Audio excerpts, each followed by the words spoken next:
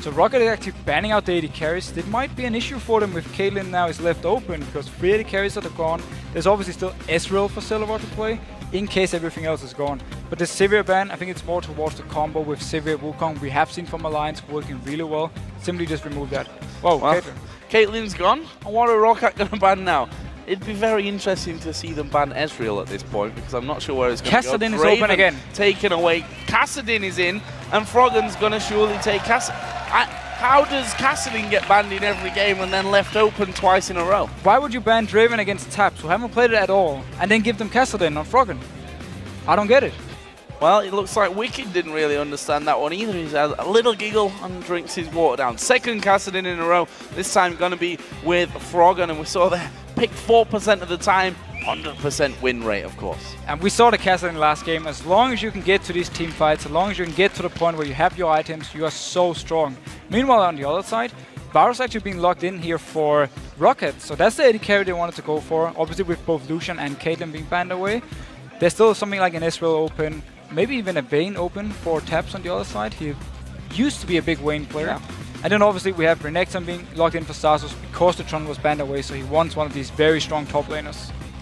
Whilst I'd like to see something a little bit different from the AD carries, a Corki or Misfortune or something. Or Kog'Maw, I would love Kog'Maw. Or Kog'Maw, you've got to feel that it's going to be Vayne or Ezreal. Pretty much the only two that are really up there and played right now. It's weird to say, but they would actually be like the standard choices for Taps at the moment, even though we don't see the AD carries too much, unless it's obviously Candy Panda with the Vayne. But yeah, it would be the standard ones for him, and Aurelia for Wicked. Loves to play it. Against Renekton, this matchup can be hard for him, especially early on where he has to rely on his mana, actually switches away. Yep, switching away to Lee Sin, so Shook going to get his hands on Lee Sin. Funnily enough, I talked earlier on about Elise, and Elise has been allowed through here once again. We're seeing that more and more these days where we heard it from a couple of players that because she's not been played in scrims or even in solo queue because of the fact she's banned constantly, they feel that a lot of players have maybe lost a bit of touch and are a bit rusty with Elise, and it's safer to let her through. We could say the same about Kassadin, obviously being banned away, but Kassadin as a champion is a lot easier to play than something like an Elise. And also your whole team early game, you need to make sure you can make it work. And there's a reason that they're like Alliance. We have obviously Amazing as well, taking this Lee Sin, because you can make so many plays early on. You have so many options of engaging and also setting up both ganks and counter ganks. And then together with obviously support like Fresh, throw back the Lantern, Lee Sin joins in, very hard to escape from. Well, looks like it will be Elise Annie the choice here for Roccat for their jungle and support positions. We'll see if Vander can get anywhere near Edward's level of 463 AP, I think it was, in that last game, the win for Gambit. Well, that is certainly the choice coming in. We'll see now what AD carry they're going to go for, and whether Overpower will bring something special to the table after that. But I didn't really think about anything other than Vayne Ezreal, but could it be a Corki in there? Corgi is still out of favor. He's not very strong anymore. Ezreal or Vayne would make a lot more sense. Ezreal and Vayne are both very good at dodging actually the tables from Annie. It's hard for her to hit these very mobile AD carries. She will be having a lot of poke in the lane though, together with a Varus. It's going to be hard for someone like Vayne to actually get the farm early on, because there's going to be a lot of long range poke from the side of Roccat. But yeah, if Wicked locks in also the Aurelia, as we talked about just before, mana issues for Aurelia early on compared to Renekton. Obviously no mana, he can constantly spam out his abilities, deal a lot of damage onto Wicked, so we'll see how he handles it. Well, are they going to have it? I asked Nif earlier on in the interview, were you trying to convince Wicked not to play Aurelia? And he said, no, actually we were trying to convince him to play Aurelia. This time though, he is going to be up against that Renekton. We do see the Vayne coming in from Tabs. Actually, his Vayne was very, very scary in Season 3 when he was playing for the Lemon Dogs. Oh, he was absolutely amazing on it. And you knew if he had Vayne, you had to deal with this split push. He loves to split push with it. We'll see if he's doing the same tactic here when you have both Kassadin and Aurelia actually bringing teleport at the moment. They can also do the split pushing. So Alliance, while they don't have wave clear, they have so many split pushing chances with this lineup, and they can duel anyone from Roccat as long as they don't lose this laning phase, which is going to be the crucial part, because we can see Roccat lane swapping against the Kassadin, and also just the standard lanes for Roccat are stronger. We saw that Kha'Zix was actually the choice here for Overpower in this mid lane, and he's a player who's not scared to bring out the new stuff. Of course, Mordekaiser is the real big name in his lineup that he's brought out twice so far in this season with 1 win and 1 loss on that Mordekaiser. But he's going to bring Kha'Zix to the table. With that Kha'Zix in there, will he possibly stay in that mid lane and go 1v1 against Kassadin? I can see him stay mid lane also because the rest of the lanes are so strong for Roccat. Renekton should be beating Aurelia. Varus, Annie in the bot lane should also be winning the lane. So pretty much all around, if they can win this early game, if they can shut down the lanes from Alliance and then take it into the team fights, I actually see Roccat having a good chance. Well, let's take a quick look at the numbers around this one to see who came out on top in the voting. Looks like 70% of you have picked Roccat over Alliance to win this one. And again, it's hard to argue with that one in terms of form, although Alliance, they've won the last 2 games against some teams like the Copenhagen Wolves against Superhot Crew. They are not in bad shape at all. Not at all, and they've been loving this split push tactic, which everything in their combo is perfect for, so we can see them again. Can they survive this laning phase? Can they get a few starting items and then go out in the different lanes and just force Roccat to come up there and try and fight them and then lose to the Alliance combo? Good thing for them. But again, Roccat, we need to see how much they can actually do early on with the very strong combo, and also teamfight-wise. You have a lot of CC you can chain down with both Cocoon, you have obviously the Renekton stun, you have the Varus ultimate, the stun from Annie. It's a lot of CC you can bring down on someone like a Vayne or a Kassadin to more or less kill them instantly. Now we're going to find out Alliance versus Roccat here at level 1. Will we see anything funky from them, man? Don't think we will, particularly considering how, as you've mentioned now a few times, that this early game is really everything as to how this game is going to get set up. And it's very rare when we see the early invades that it's actually worth it, because you also use some of your summoners, or you at least on the risk of using your summoner, and the first blood goal have been reduced. You don't have any wards to place early on that's going to stay for a long time. So it's very normal we see this standard lanes. And we see actually Dawn Shield on both supports. So it signals we're going to get a 2v2. 2v2 looking likely from this one. As you mentioned, Roccat have the stronger lanes when it comes to the heads-up matches in these ones. And with that, you'd expect that Shuk and Jankos are going to play big roles in getting this game going.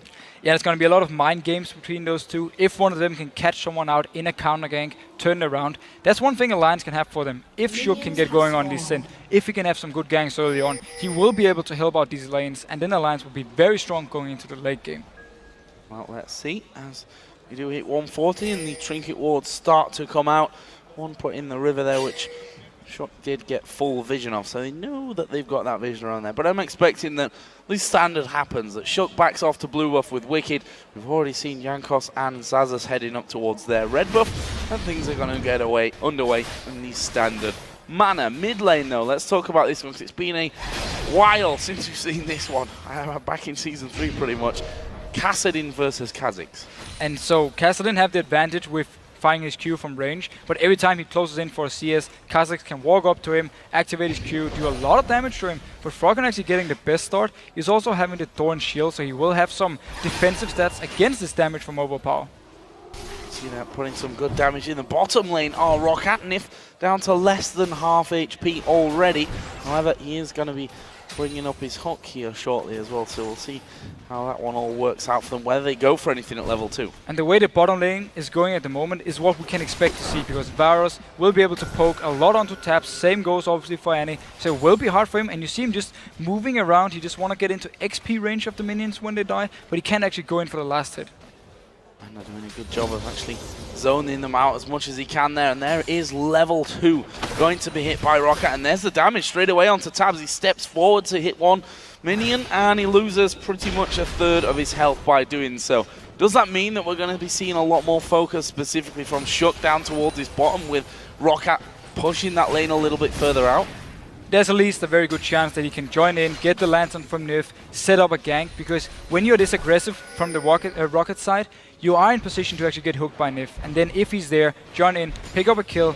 And we've seen when SK play Vayne, Sven can always do an early gank and a lot of aggression to Nif. There is the damage coming down. The hook will actually land on towards Vander. Condemn against the wall. Ignite is down. Have they got the damage here? Vander flashes and Jankos comes around. First blood did actually happen there for Vander in the end of it. He was running away, but his Ignite was enough to finish off Nif. Well, it's actually a very scary fight for Roccat side, because he got hooked at the wall, so he got knocked in by taps, a lot of damage onto him, but simply also because Jankos could join in, help pick up the first blood. Nice play, and they get this early kill they actually really want to this bot lane.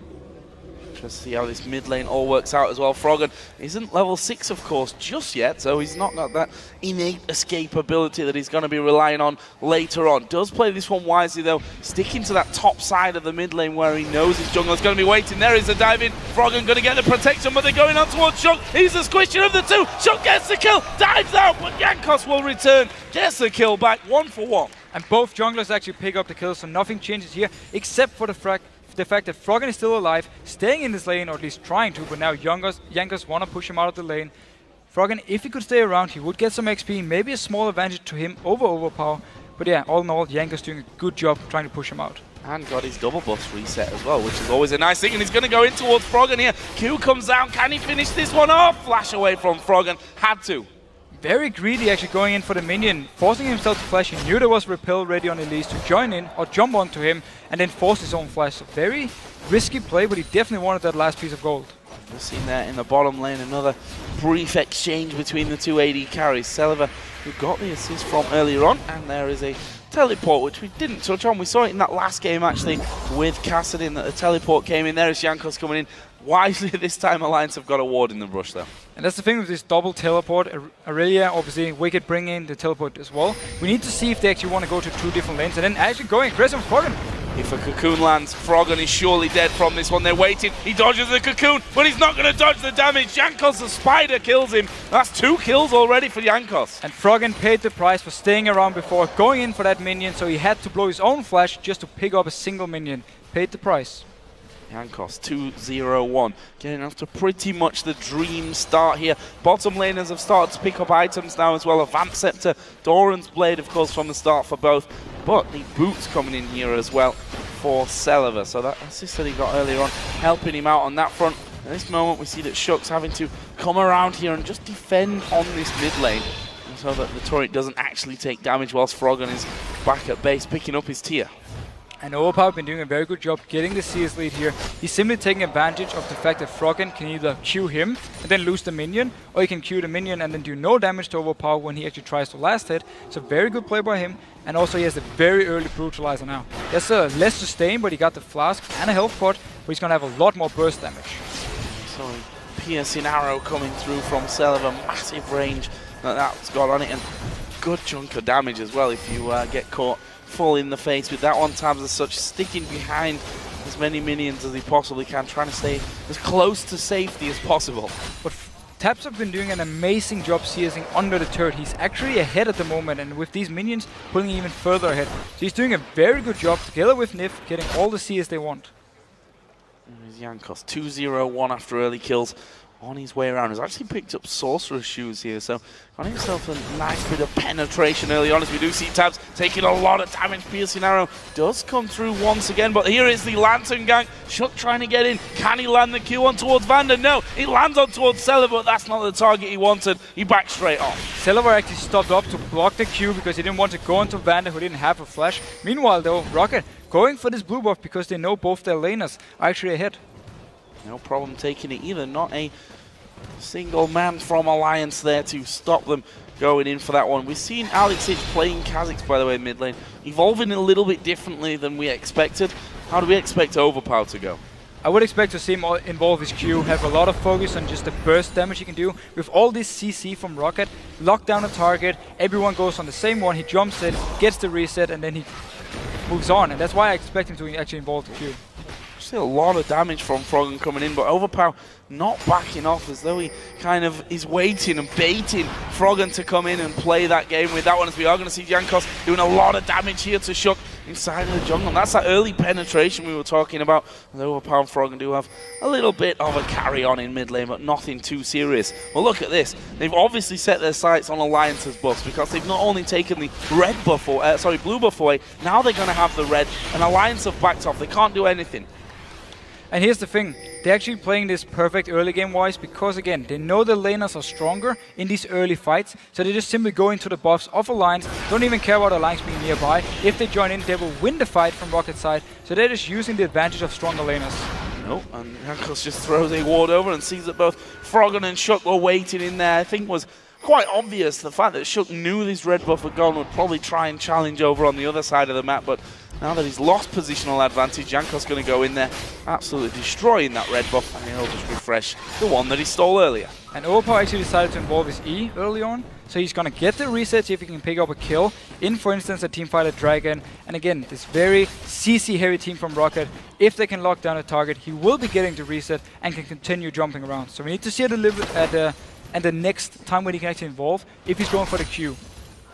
It'll be interesting seeing how he really gets rolling on that one. Got himself that Brutalizer in there already, 2 assists to his name, of course, and he's about 4 or 5 CS in the lead over his opposite number, Froggen, who, again, we're wondering, Cassidy managing to get through as Zazas here. Going to have a bit of a tiff with Wicked, but is he going to be able to actually take him down? And is he going to try and pop the dominance, but it was all about damage? I mean, again, we actually have to give credit to Alliance here. Notice the lanes. Wicked keeping up in CS, Froggen keeping up in CS, and down in the bot lane, Taps is actually winning at the moment. So despite them having strong, weaker laners on paper, they're doing a very good job farming here and keeping up with Roccat. Jankos going to go now. He's done both camps on both sides of the map, so maybe now time to get involved in the lanes if there's an opportunity. Right now, bottom, not really. You've got both Tabs and Nifu have backed away, and well, this may be the option for him. We see Overpower coming down. We see that Vander is going to join them. Celiva just keeping the bottom lane of Alliance locked in position there in the bottom lane, and this is a freebie. Very smart play, very safe, because they put down the pink ward, so they know there's no vision for Alliance side. They could only have a ward in the river push up here. Yes, they do have 2 teleports. They would be able to teleport down. But all in all, a very nice play. Now going on to Taps. Oh, good early flash, but he's going to get locked. Wow, Tibbers, you're in the wrong place, my friend. And at least he's on the map. That's what they were aiming for. Get a 6th man in the team, and all's good. Very good lantern though from Nif. Instant reactions when he saw the stun coming down. Taps could click it, get into tower range, and also dodge the Tibbers. So that leaves them with a couple of ultimates less. Exactly 2, in fact, down in that bottom lane. The ultimate out of Varus and Annie both being burnt during that one. Good play though, as you said, by Nif. And honestly, Tabs keeps that CS lead at this point. Still doing very, very well on that front. Mid lane, Froggen has caught right up as well on towards Overpower. Just a couple of CS between those two. And that's a big issue for Roccat, the fact that they have actually 2 threats now they need to shut down, both Froggen and Taps down in the bot lane. You don't want Vayne or Cassidy to get the farm early on, so they become these really, really strong champions. They have been doing a good job though, getting the buffs, they got the dragon, so they've been taking things around the map, and now going aggressive on Vander. Yeah, because we do have Lee Sin coming in, comes down with the lantern. Vander's dead, not going to be able to escape from that one. Too much lock-up potential, and as soon as that box goes down, and I mean, he did have a flash there, Vander, but he probably would have flashed and been slowed completely anyway, and then once the Lee Sin Q would have hit him, it would have been game over for him. That's 3-2 in kills for Roccat, who still have about 1,000 gold lead. And that was the perfect gang we talked on earlier. When you have Fresh, throw back the lantern, Lee Sin takes it, jumps in there, and wisely enough by Vander, no reason to flash in. Wicked now going on to Zazas. Yeah, Zazas going to have to pop his ultimate here, but I think Wicked may just have the better of him or not. That's a lot of damage that Zazas actually puts back on him. Tiamat Renekton.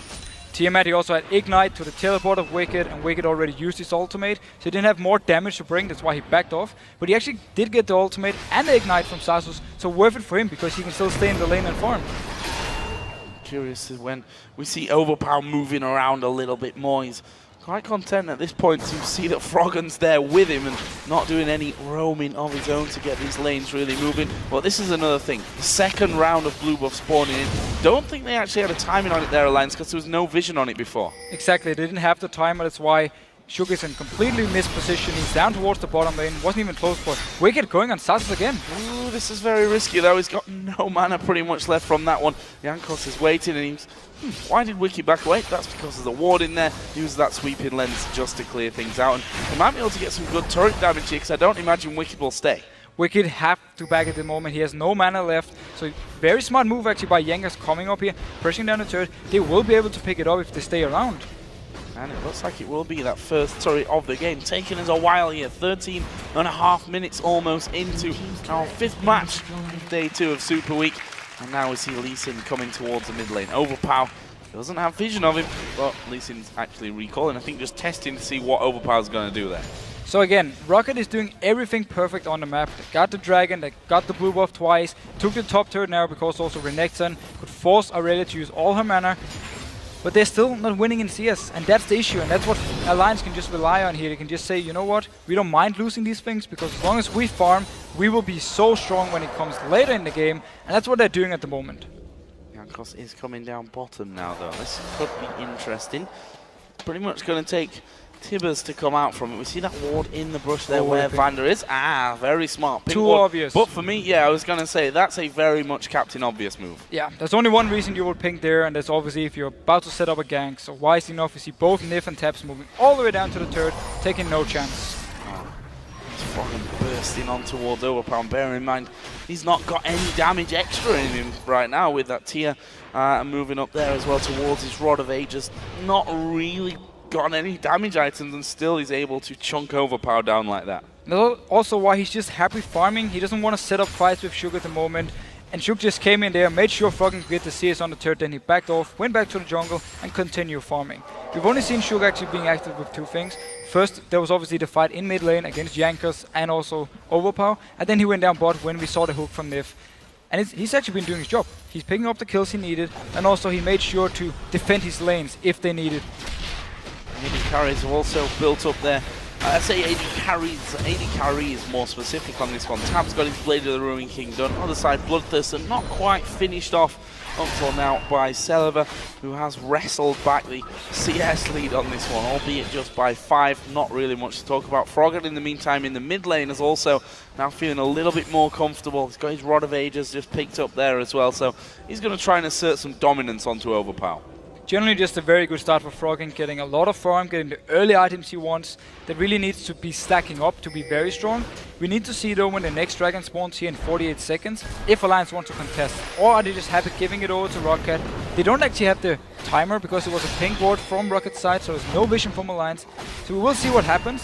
Of course they have the double teleport, so they can maybe go up to top lane, try and take the turret in exchange. There is Overpower picking up his blue buff as well. 30 seconds for Dragon coming in. And now actually Kha'Zix involves his Q, so we will get this single target burst onto the CC. He can provide, try and get the kill, get the reset, and then jump on. Dangerous times possibly for Alliance incoming here. As you mentioned, those teleports are both available now. Zaza's not got teleport, he has to take the long, arduous journey down from that top lane in towards the river so that they can fight over this dragon, which has now spawned in. Roccat going to be pushing this mid lane up completely.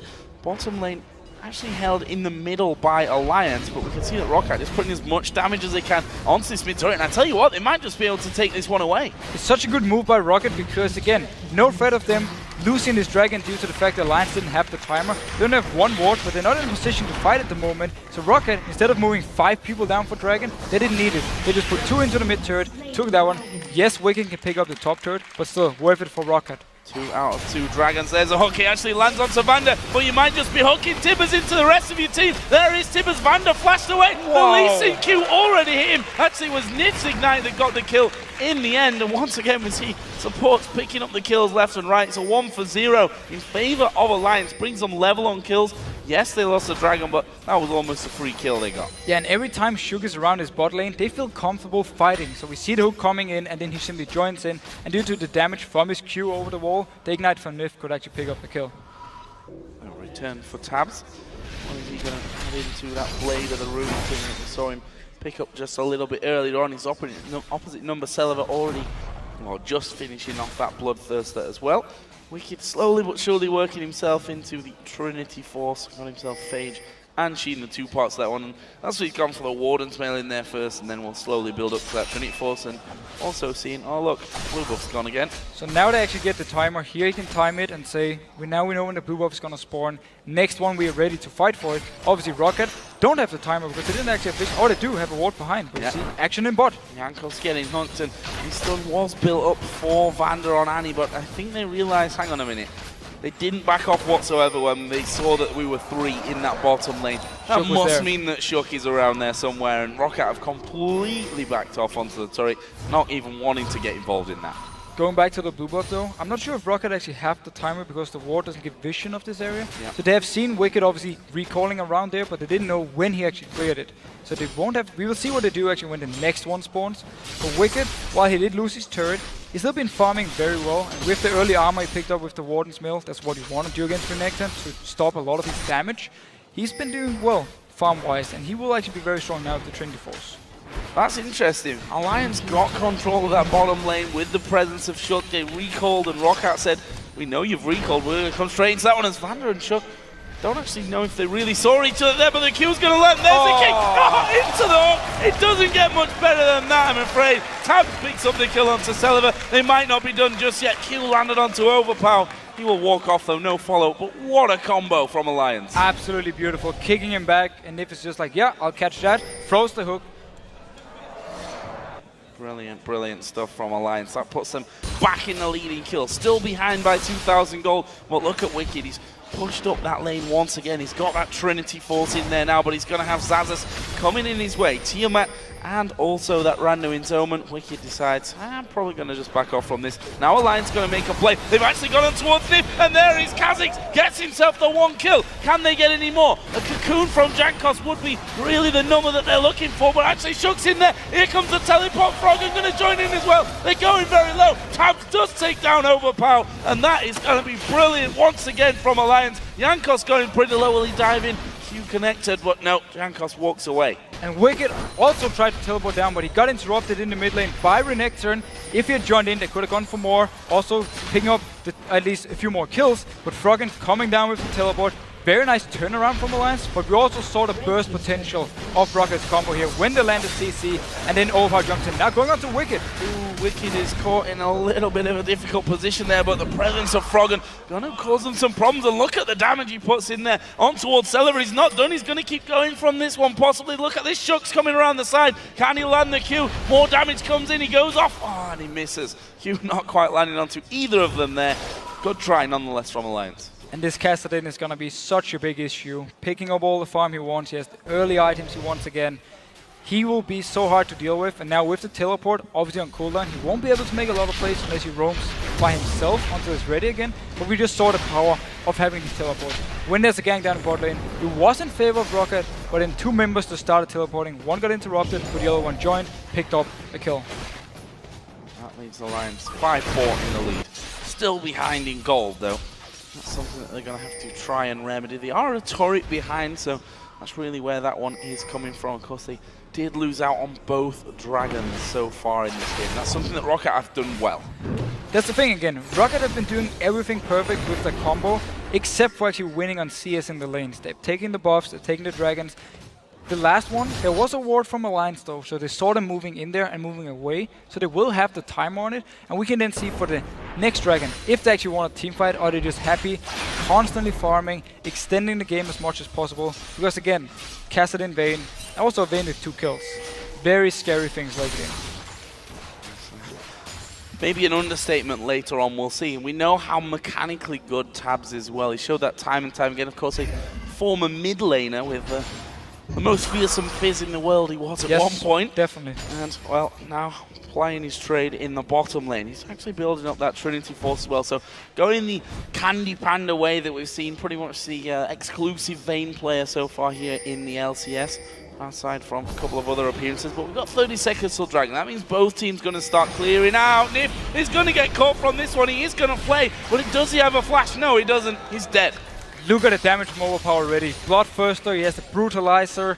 So much single target burst he can put down. And that is the scary thing again for Alliance. And this time around, with Nif being dead, even though they have the timer, they can actually fight for this one. And Wicked, he's still also staying in the top lane.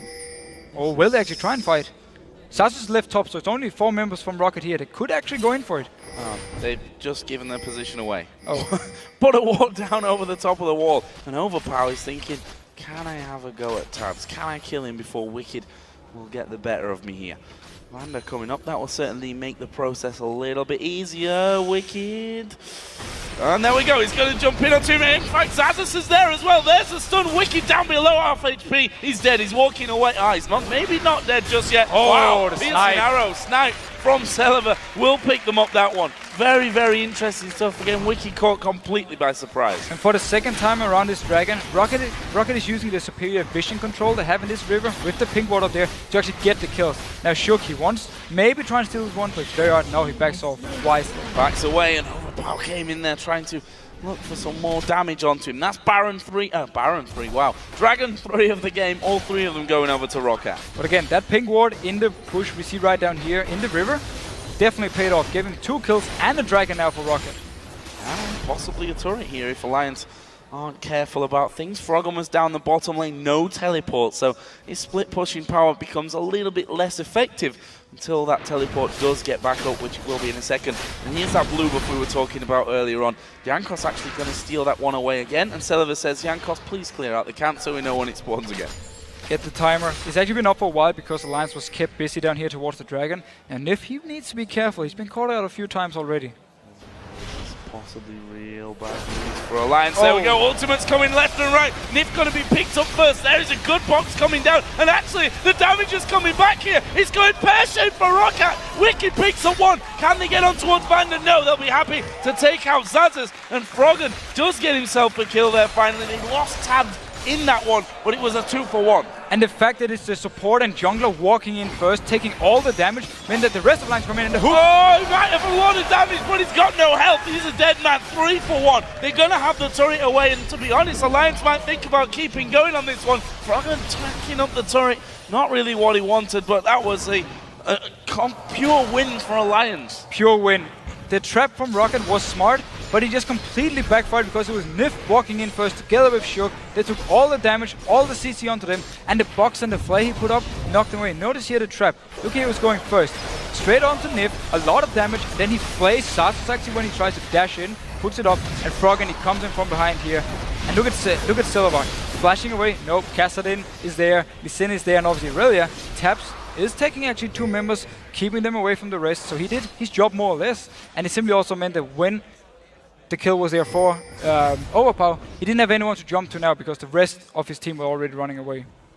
8-17 kills. It's been pretty much back and forth the kill counter throughout this one. And while the gold counter has stayed in one direction, though, we have to say, Roccat are still ahead here, albeit by less than 1,000 gold at this point. But they are ahead with a very strong early game laning phase combo, and also with a combo that really needs to be careful when dealing with these very mobile champions. So we need to see some very good CC coming out. We need the cocoons, we need obviously the stun from Xaxus, and then we just need to see Roccat pile onto them, and hopefully not Nif the next time. We talk about Roccat and their position in the table, but if you look at their past 5 games, there's not that much to celebrate, actually, if you're a Roccat fan, except the win against Gambit, of course, which was a magical time for us all. I think, he stole it. Nice steal from Shook. They've only picked up 1 win in the last 5 games. A loss against Alliance would actually mean that they're on a pretty bad run of things.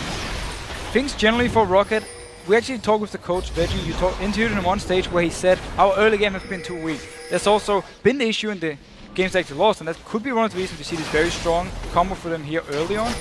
And again, they actually have more or less lost it the early game because yes, they got all the objectives, and now Shook going very aggressive. Oh, he's going to have to kick them away and takes the lantern as well. That was calmly played by Shook, and actually Alliance aren't done here by the looks of things. They're going to keep working their way around. They're in full vision of Roccat. Roccat are in full vision of them. There is the sweeping lens to take it out. The blue buff is still alive, and to be honest, Roccat have had all of Alliance's blues pretty much this game. Alliance wanted one back, but in the end, too dangerous for them. Finally, Roccat can actually pick up the blue. And as I said before, don't get me wrong on this, Roccat have been doing a good job early game getting the objective, but the fact they haven't been able to shut down Kassadin or Vayne or Aurelia is the issue, and it showed the weak early game for them, this game at least, laning-wise. And that's become more and more of an issue as things goes on. There's a red buff for Tabs when he does finally take it down. Will be good times for him. Trinity Force and that Blade of the Ruin King. If you look over the other side, the Bloodthirster and Last Whisper, and actually going a little bit defensive here is Celiva. He has to do it. Kassadin is going to jump onto him, Lee Sin is going to jump to him, and obviously Wicked is going to jump to him. Something like a Banshee can take a lot of the upfront damage from a Kassadin, so it is a wise item, but they can pop it with Wicked just going in there, popping his Q towards him. He will still get to him and just do no damage, but he's still gonna pop the Banshee, and then Froggen can jump in afterwards. That's just trying to figure out if they could actually catch out Froggen, which for me, you're probably never gonna do against the Kassadin. Especially one whose flash is going to be coming up off cooldown as well. And interesting thing for me is overpower. We've seen how much single target damage he's got, but tankiness is definitely not there for him at this point. He got hooked and was dead instantly, and if he dies without getting the resets and picking up kills in the fights, they've lost so much damage from their composition. Him and Froggen are actually trying to play the same way in team fights. They want to stay back at first, then they notice a low target, and then they jump in. If they go in as the first one, they're obviously just going to get blown up. It's easy for Roccat to even stun Froggen if he goes in first, with all the CC they got. So both of them are looking to play the same style of team fights, and it's just a matter of the other people on the team. Can they get someone low? So the first one, so one of them can jump in, and then obviously we have the reset from overpower, which is going to be the key thing in these fights. Now we're going to see the point of the game where it comes to dancing around Baron. We're almost half an hour into this game now, and we can already see that wards have started to come in and been cleared out straight away afterwards. And that's a perfect thing for Alliance if it's coming down to the Baron dance, because they have the double teleport. Wicked is in the bot lane, nobody's there to stop him at the moment, and if someone moves there, rest of Alliance is around Baron, they can just start it. But for now though, Dragon has spawned, timer for both teams, they know it's up. Let's see what actually happens. Froggen is on that top side again. Just to reiterate, teleport is there for him. Wicked is actually on the bottom side of the Dragon Pit at this point. It looks like the Alliance have decided not to go for this one. We are going to see Shook there at the backside, but he doesn't even try to get in. And that is Dragon number 4 going over to Roccat. And Alliance clearly showing they don't want a team fight at the moment, just focus on pushing out every single lane. Froggen is having a good wave with him towards his top turret, and now the rest of Alliance is rotating up there to get some damage on it. Good positional play. Roccat are following them though. Will they be able to get anything kicked off? There's the vision that they wanted. Vander moving in, and in the end, Alliance back straight off. And meanwhile, Wicked down in the bot lane, onto the turret. Nobody from Roccat is close. Nobody has teleport. They can go down there. You see Sasus trying to run all the way, and now engage. Oh, they're going towards overpower. He actually pops his ultimate there in the end just to get away from things, and that is going to be dangerous, dangerous stuff for them. And just he traps that up, and there is his ultimate actually timing out. We can see he's recalling in that brush on the top side, but Wicked has taken down that inner turret, and now Roccat have to decide, what do we do about this one? They've sent Sasus there to deal with him, but it leaves just 2 men, possibly 3 with Elise hanging around to defend top. Exactly, and that is the whole issue for them. They need to either full-on engage with 5 people up top, ignore Wicked when he's split pushing, try and pick up the kills they want, go towards the Baron afterwards, or they have to just spread out on the map and then follow Alliance around. Just try and 1v1 them, 2v2 them, and see if they can win them. Or a sneaky Baron. Or a sneaky Baron could work too. I don't think a sneaky Baron really is something of an option in most games. Sometimes you'll get away with it where Alliance maybe take their eye off the ball for a little bit longer than they should, but just can't really see that one happening here. It looks like they're actually going to send both Froggen and Wicked down towards this bottom lane. And that's another interesting concept. You can have Froggen waiting off, trying to draw someone in towards Wicked, and before you know it, you sat in a 2v1. Yeah, and while Sasus is very tanky, if he gets caught by these 2 members, he will die. He can't escape it. They can chase him so easily, even though he has double dash and his flash. So again, that's what Alliance can do, and they're actually playing the map very smart at the moment, because they want to make sure that if something should happen somewhere, we will have the advantage. And that's the risk-free play from Alliance again. They're not just going straight to Baron, starting it, hoping that Roccat isn't nearby. They're just moving around here, trying to outposition Roccat. Froggen is going to jump over into that lane, and Sasus has been drawn down to it. How far will he actually come out from the base? And we can see all he does, clears out the wave, just heads back off. But he is going to go over a ward here in a second, which will give his position away, but there's minions already through. They'll spot Froggen.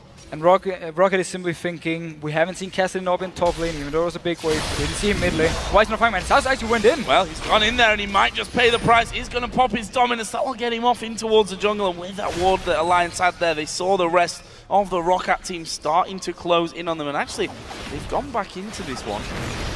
Let's see what the plan is. It's obviously Vayne who's doing all the damage in the top lane, just going to be pushing that straight through. They know that there were 3 men inside the jungle now. Tabs is going to have his time. Wicked and Froggen could just back off there, and they know that they're going to get the numbers advantage up on the top lane. And this kind of tactic that Alliance is pulling is one of the most annoying things to play against, because you don't feel like you have a counterplay unless you get a hard engage and then you win a team fight. And now it's Shook going in towards Yankees. That is pretty sick stuff as well. going in onto the minion with the teleport Survives, just before it dies. Survives, tanks up all the damage, and they're able to get in, but this might cost them now. Overpower getting in. There's a lantern for Wicked. That'll send him off to safety. And Shook actually waiting off to the side. Are they going to go in? They've managed to hook Overpower. This could be dangerous. Tibbers has gone down. Ultimate's been thrown in all over the place. Overpower does go down. Double kill for Froggen. It's going to not be a triple. It's Tabs that picks up that one, but he gets himself a double as well. Now it's only Xaxus left alive. How is he going to escape from this team? The answer is probably not. Randuin's has popped. Xaxus goes down. Triple kill for Tabs. And the second Alliance see Roccat chasing after them. Teleport comes in from Froggen, and they land the hook on Overpower. The perfect target to hook. Goes straight in, wins the fight. Xaxus, he was running from base trying to join in. And also look who got the kills. Triple kill on Vayne, double kill on Kassadin. Couldn't be more perfect. And they're going to lose a possible 2 inhibitors for this one. Wicked has already got that inhib turret in the top lane down to less than half HP, putting some good damage in on that one. Roccat only just starting to respawn into the game, and that will be the second inhib going down. Brilliant stuff from Alliance. So now we're at the point of the game for Rocket's side where they have 2 options. Either they walk into their own jungle, place a pink ward, and hope someone from Alliance will face check them, they instant kill that target, and then they just go Baron.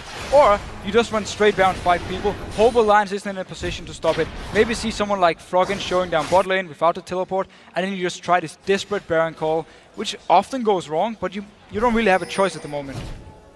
And Froggen now has that Void Staff added in. His Seraph's Embrace is already done. A needlessly large rod as well for him as Nif starts to clear out around that Baron area. And there's a Guardian Angel for Tabs as well. Going to make it so much harder here for Roccat to actually fight them straight up and have any chance of winning. The combo from Alliance, as soon as they got out of the laning phase after doing so well, it just signals very dangerous things. And they've been playing the map absolutely perfect, giving no chance to Roccat. And even when Roccat actually wanted to fight, Alliance still won it. And that really signals how well they've been playing. Alliance again grouping around. Roccat trying are actually waiting in the pink booster. They're trying at least to set something up. Trying to be smart about this one, but Alliance looking like they've taken a leave out of the Copenhagen Wolves' book and said no risks in this one. We play it how it's supposed to be. And also notice the wards in the jungle of Roccat. It's going to be very hard for them to catch someone out, because with all this vision, with obviously the bot lane pushing by itself due to the inhibitor being down, Alliance can just take it easy and slow and wait for someone of Roccat to actually go back. Shook getting Cocoon, but there is a hook coming in towards Jankos. Box goes down. Overpower's trying to get in towards Froggen, but he's dodged off to the back. Already using Zeraph's shield, but Vanda's going to be hunted on the backside. Xaxus is surely going to fall as well. Froggen going on towards Celiver with the help of Tabs, and they're absolutely obliterating Roccat. The other 2 men have walked off to the side. Alliance get the 3, and they're going to go for Baron. And once again, Alliance showing how far ahead they are, how good the champions are in these team fights. And Roccat, they had to try something. Again, we just gotta say it, they needed to try something. Nexus turrets. They're actually losing the Nexus turrets here. We did see a recall finally for Jankos to actually come around, and that's going to stop that happening, but they've lost 1. Lost 1 already, lost the Baron, lost 3 members. Again, 6 kills onto Vayne, 3 kills onto Kassadin with 9 assists. Everything is looking absolutely perfect for Alliance. And we gotta give them credit here. They've really been showing up this Super Week. And another thing I want to point out, the stat just flickered in there. 0 dragons for Alliance. But they've done that, and they've let them go, and they've said, okay, we don't lose anything else apart from the dragon itself. And that all boils down to the fact they won the lanes on CS, so they got actually the farm they needed. They didn't need the objectives, they were fine giving them to Roccat, didn't want to take any chances fighting with this weak early game combo, and it's just paying off for them now. Going for the second inhibitor of the game. The super minions, of course, working up from that bottom lane. Have already taken 1 Nexus turret here for Alliance. They've not got much more to take down in this base before they can call this game theirs. And there is the inhibitor going down. Lantern in position to take anyone who needs it to safety, and that's exactly what they do. And now 2 games in a row, Kassadin have been left open. 2 games in a row, he's been very, very hard to deal with when it comes down to the team fights. I expect to see Band in the next one. Thanks for that one, genius. Well, it's just been open 2 times, so... I can't imagine that Kassadin goes through the second time, but apparently that did happen, as we've just seen Overpower actually cleansing away from that one. And that Quicksilver Sash, we are going to see actually damage coming onto him. Xaxus is going to go down to less than half HP, and look at the damage coming in. Froggen actually will pick up that one. It's now a 5 versus 4. They could win right here. they can more or less finish it because Overpower, he's taking a lot of damage every time he even jumps up. Scroggan, he's feeling safe, jumping in, doing the damage. Only 1 turret left, 3 inhibitors down.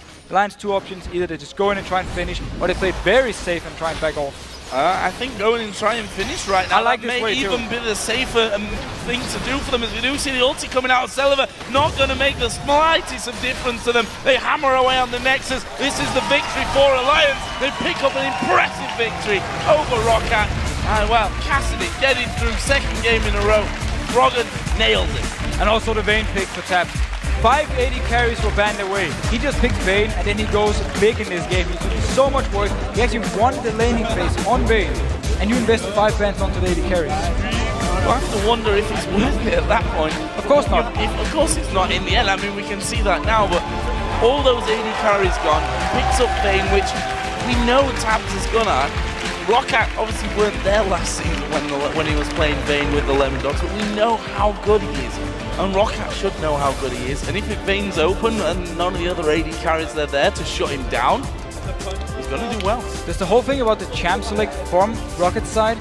First 2 picks was Renekton and Elise. Well, Wicked is preferring Aurelia anyway, so you don't really take anything away from him. Also, you already had the Lee Sin being locked in for Shook. He didn't mind the Elise being gone. Simply saying that Alliance just wanted champ select. As long as they could survive the early game, like we talked about, survive the laning phase, the game was theirs. And another impressive win for them. I mean, that's now 3 on the bounce for Alliance. And I remember after the Super Hot Crew game saying, they're a yo-yo team, you know, they win one, they lose one, they win one, they lose one. They came through all this odd week, even week thing that wasn't really a thing. It just happened to work out that way. They seem to be stabilizing a little bit now. And they really found a playstyle, much like the Copenhagen Wolves, with this very risk-free mid-game. You don't take any chances, you slowly grind out the enemy team, go through all different lanes, push them up, get the turrets, and then catch them out whenever you actually have the chance. And this tactic, as long as you have good early game, and you get into the mid-game, you can use it, and it really works. And, you know, the